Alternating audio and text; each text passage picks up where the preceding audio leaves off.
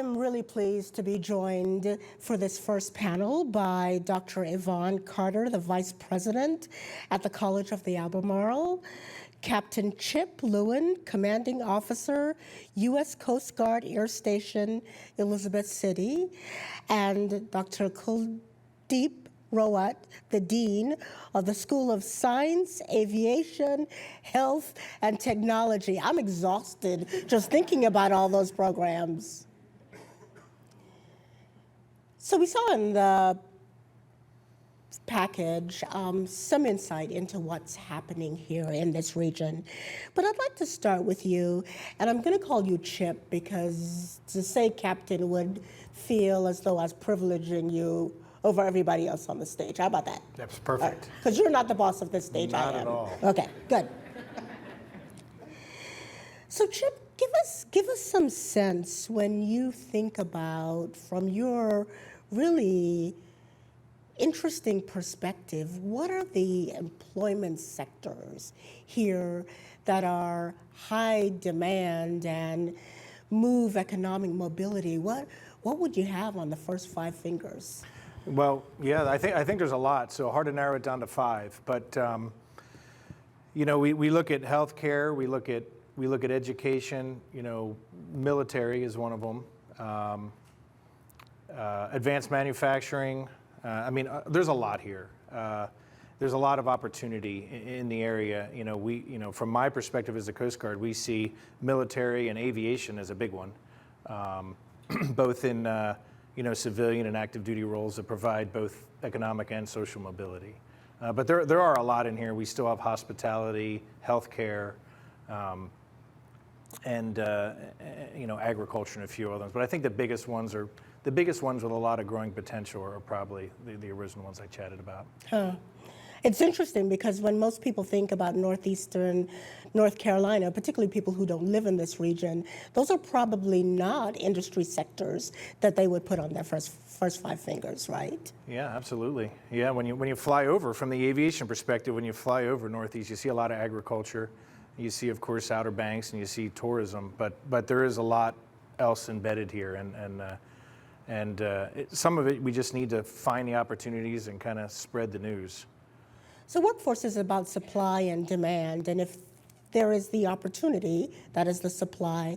Talk to us a bit, Kuldeep, about how are you creating future employees for these industry sectors? Sure. As Chip mentioned, the top 5 areas, but here at ECSU, Elizabeth City State University, we are offering, you know, wide variety of programs, from computer science to engineering technology, from aviation science to health-related programs. But one of the programs that we keep hearing about, one of the sectors that we keep hearing about a demand or shortage of workforce is aviation. And here at ECSU, we're offering 4-year aviation degree program in the state of North Carolina, only one in the state of North Carolina. Say that again, show off. It's okay to show off a little bit. We're offering states only 4-year aviation science degree program. And we are making sure that we are providing students with quality training leading to the FAA certifications, which is really mandatory to get into these aviation jobs.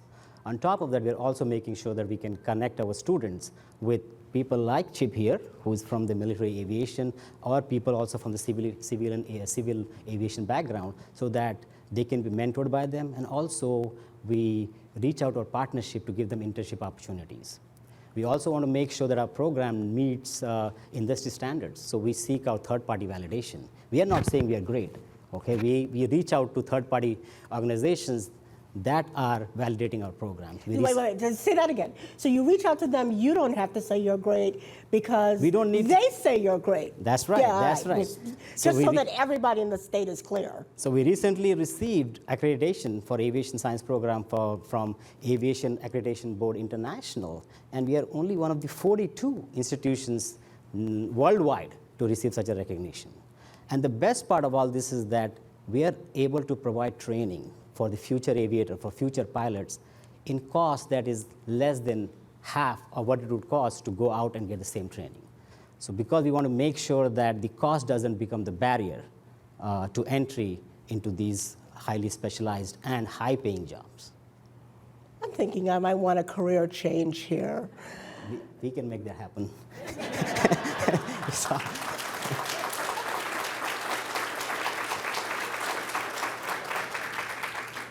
Evonne, we've been talking about economic mobility. We've been talking about the kinds of jobs and industry sectors that are available in this region and the way the university is preparing residents for those jobs. Let's expand our perspective out a little bit. Talk to me about what this means for the economic mobility of people who live here. Thank you. The community college system in North Carolina has 58 colleges, and College of the Albemarle is one of them in the Northeast region. And our mission is to ensure the economic development of the area. And so if we have a program that we want to start, that there's a need in the community in one of the industries, we have to ensure that the graduates and the completers will be able to get a job, and that job will be sustained.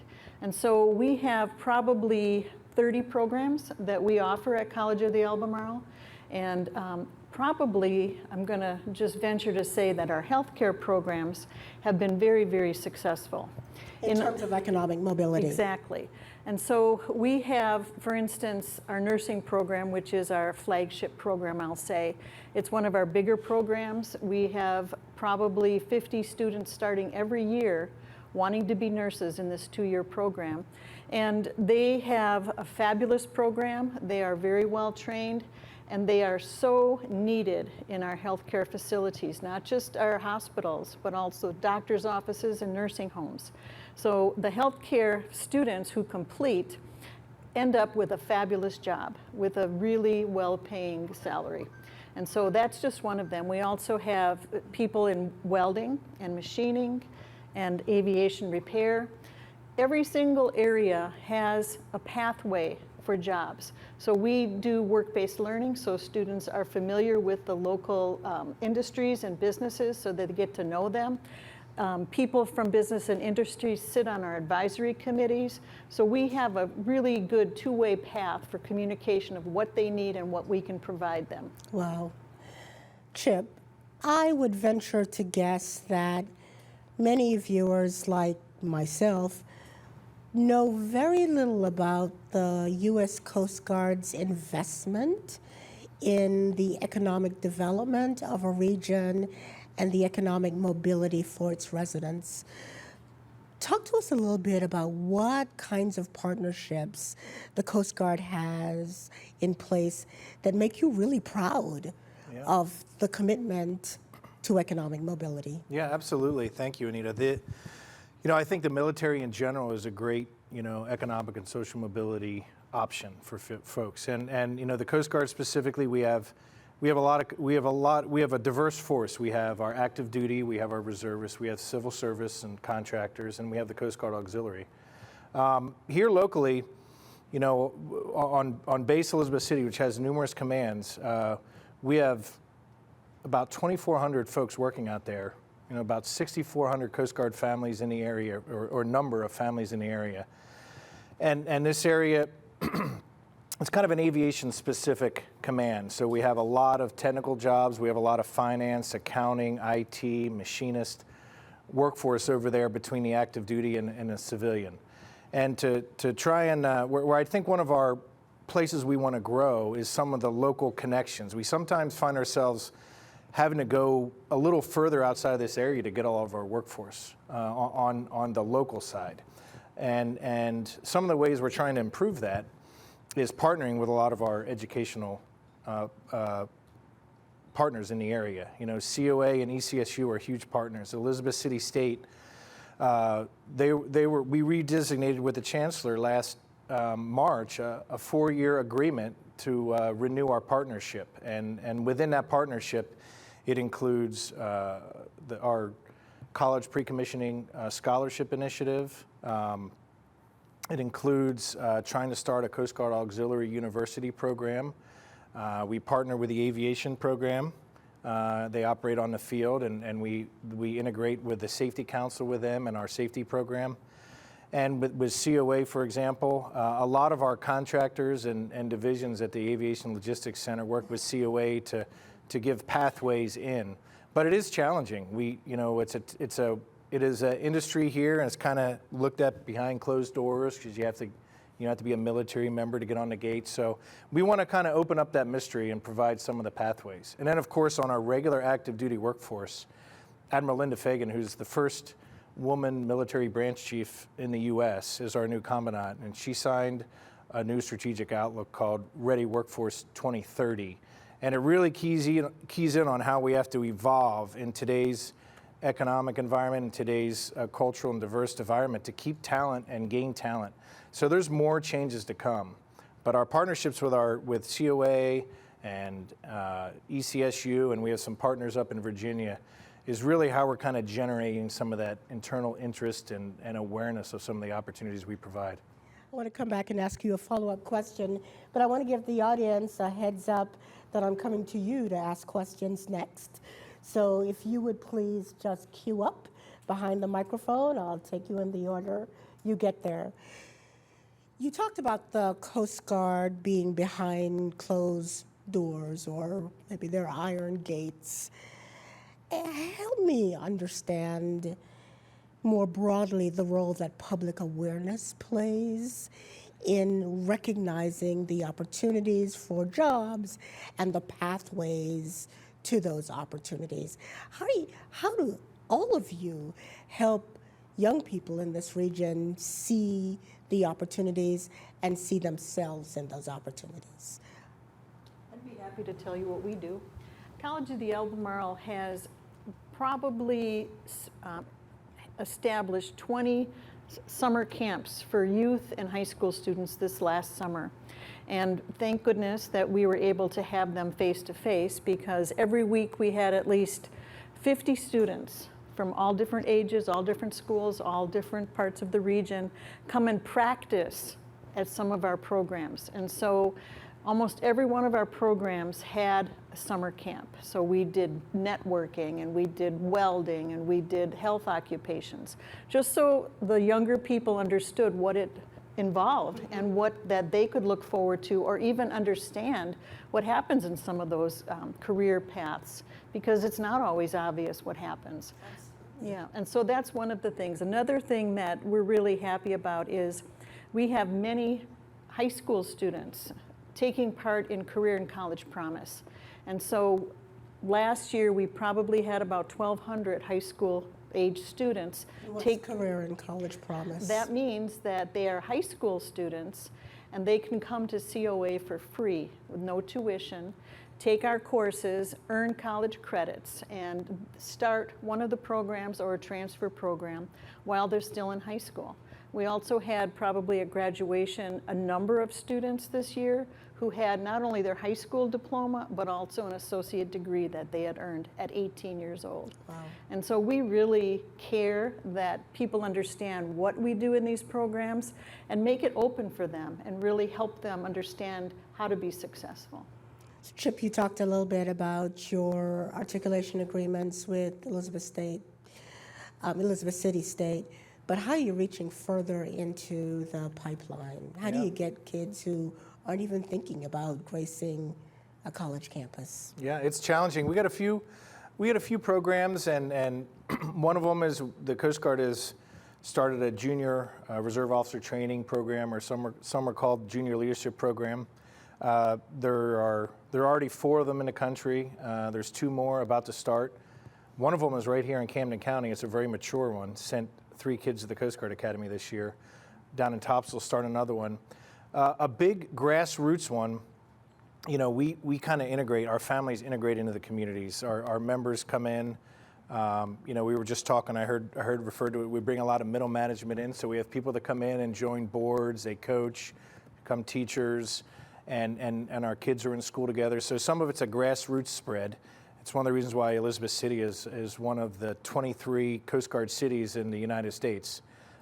3 of those cities are in North Carolina. And then the partnerships, you know, making partnerships with the elementary schools to partnership in education, making partnerships with the universities and the community colleges are kind of critical, because, you know, our recruiting staff, Coast Guard wide recruiting is not very deep.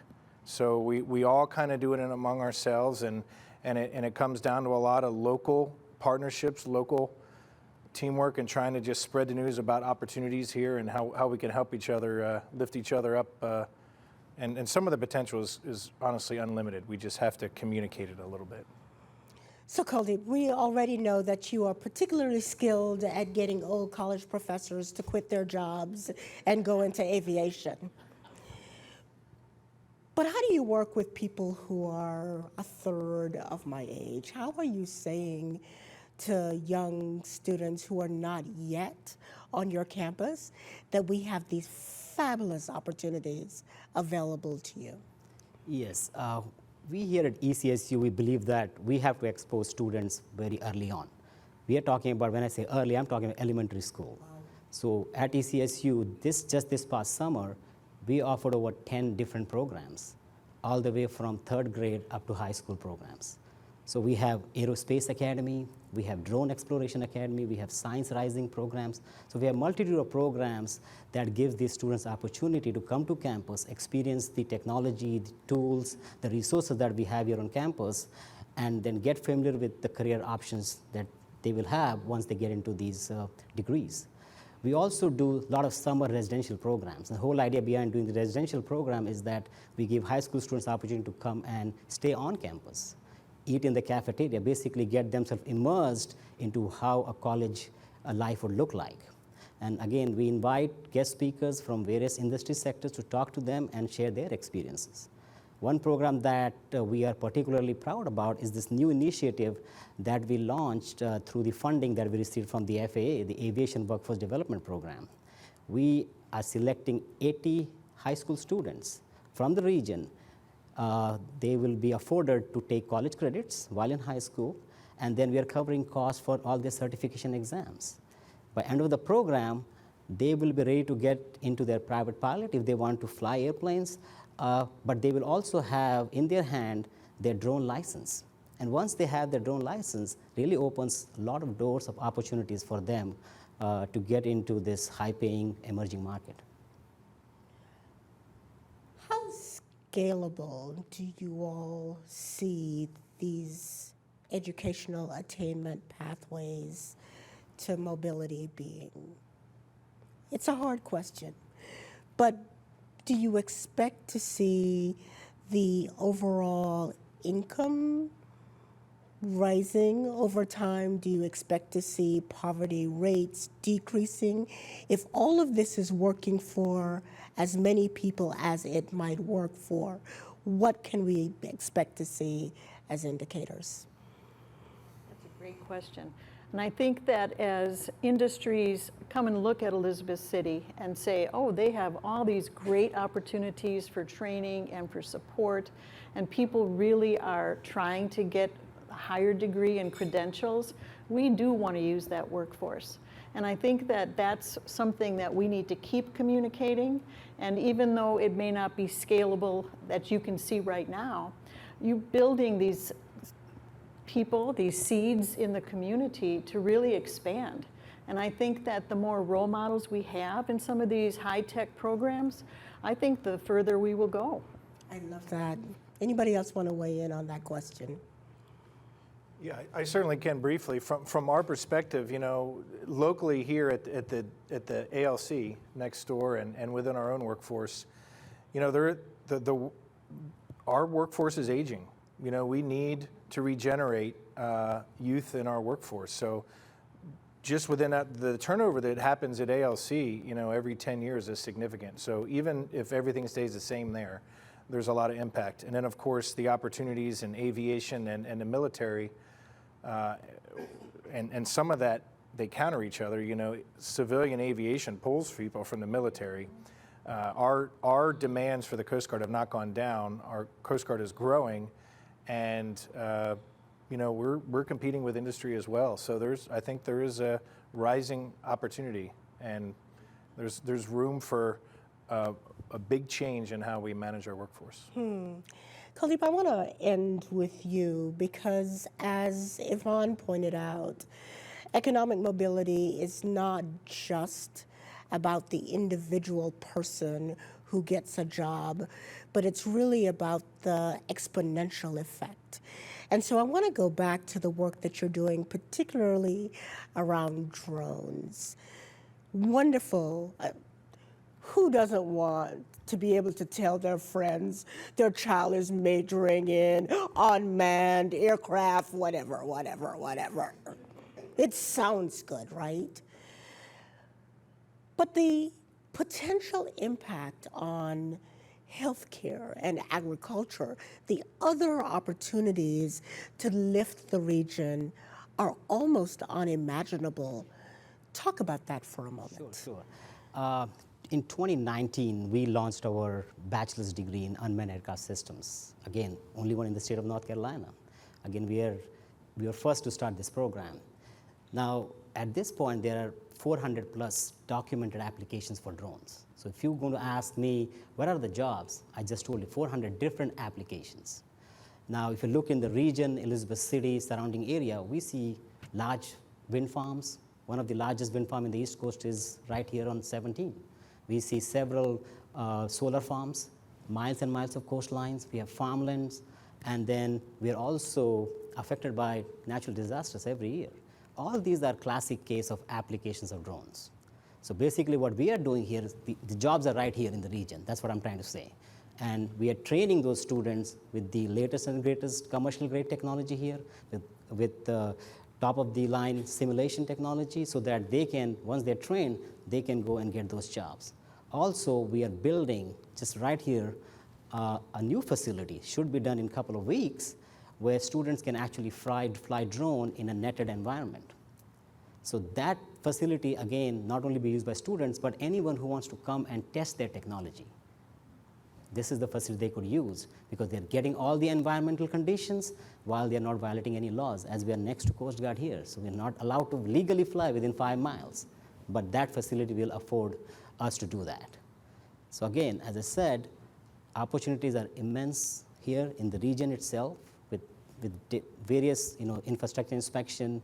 You could do farmland mapping, precision agriculture you talked about, and then natural disaster. You could use delivery drones to deliver all those medical and supplies needed in that situation, even in healthcare delivery. So that is another area that Elizabeth City State University's US program is already exploring. We are in process of acquiring some of those drones that we could then use students to teach, get into specialized applications like delivery. That's going to be huge. I just want to add one more item related to UAS. We keep hearing about this advanced air mobility, air taxis. We recently signed an agreement with AeroX, where we are going to now start exploring that. Now think about a situation where a company wants to come and test their air taxi. Where would they go? They're going to come to an area that is sparsely populated, something like a rural area. That's where they're going to come. But they can find the talent, but they can also test their technology. So that's where region needs to now capitalize on these opportunities that can really bring a huge economic benefit to the region. It is almost unimaginable. Thank you. Thank you. Thank you. Thank you for what you're doing for this region, and thank you for leading the way for North Carolina as a state. I'm really excited and can't wait to come visit this new facility where I can fly a drone over Chip's Coast Guard, and when they come get me, I can say, I know Chip. Will that get me out of trouble? You still need 107 license though. You still need drone license. I feel like I can't win. I just can't win. You all, this is really terrific stuff, and so grateful for the students and the members of the Coast Guard who have a chance to lean into this future realities because of the work that all of you are doing, not just in your individual institutions, but in collaboration with each other. May the rest of the state learn a great lesson from this. Thank you so much.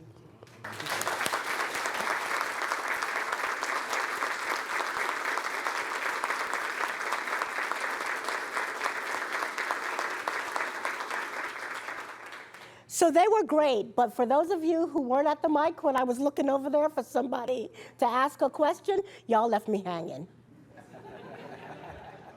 Don't do that again. We already fed you. You owe us. Thank you all so much. The PBSNC people will come on over. Yes, Glenn, what are you doing? Oh, there is a question. So, sorry. I was too busy having fun complaining about there not being a question. That's why I Yes, came. sir, go for it. Yeah. Good afternoon, and thank you all for coming. My name is Hezekiah Brown, and I live in Elizabeth City about 20 years now. And I really love this place. This is a great place to live. You know, for example, not only that, but it has the potential. The potential that's here is almost unbelievable. We have 2 universities, 1 college. We have the great Coast Guard here. We have Centurion Hospital who's investing $200 million to build a hospital here. And I'm just saying the place is just growing, it's just sparkling. And when this happens in a community, it can't do anything but grow. Obviously, we are short in terms of what we call good paying jobs. Even those who graduate from college, many move away. So I want to know, what can we do, or what can anyone recommend we do to just kind of, if people just simply don't want to leave Elizabeth City, how can we go about creating the kind of economy and economics where they can stay here? All right. Thank you. Fabulous question. Well, I would like to say that I'm hoping some of the degrees and the credentials that people earn, not just at COA, but at ECSU, really position them to be successful in their chosen field. And I think that you have heard that what we're doing is really trying to build the future as well. We really are concerned about your question as well, because we live here too. And I think that the more that we can offer to young people as opportunities and to support them in whatever they decide to do, I think that they will see that they are loved and they are needed in our communities. And I think that I have also seen some changes in the community that have been very positive, and working together and really making a community that people want to be in. Is all of this work that you all are doing, is it attracting new industry? Yes, Yes. yes. That was such a tentative yes. I feel like maybe you should say yes and, or yes but, or yes something. Again, I would like to again talk about this whole advanced air mobility. I'm telling you, this is going to be a big industry, and it's still emerging. And we need to start positioning the region as a place where people can come and test this technology. There are very limited places across the nation where you could actually do this. So, as I said, if we start doing that, start capitalizing on those opportunities, that's going to then attract more companies to come. Because once you test these technologies here, you need people who can build it, repair it. So there are auxiliary areas or units that will also come and start opening their shop here. So even people who don't work in this particular industry sector will benefit from the nucleus of companies in the industry sector. That's right. It's coming, sir, they promise. Hold them to it. The other thing that I would like to talk a little bit about, because I know that it's coming, and that's the offshore wind industry. And I think that that is going to be a big boon for us as well. And it will bring other people in and keep people here. And I think, as the gentleman said with that new hospital, we have people that graduate from our programs every year that we can fill that hospital with workers at really good paying jobs. I mean, some of our associate degree nurses not only get a 10 to 12 to 20,000 signing pay, but make at least $33 an hour. I mean, that is a total living wage. And I think that we've seen many Coast Guard families take advantage of that. And even though they may not stay for many years, we had one student graduate and she was on her way to Alaska. But we'll take that because it was a win for the Coast Guard and for COA and for her. Thank you all. Give them another round of applause, please.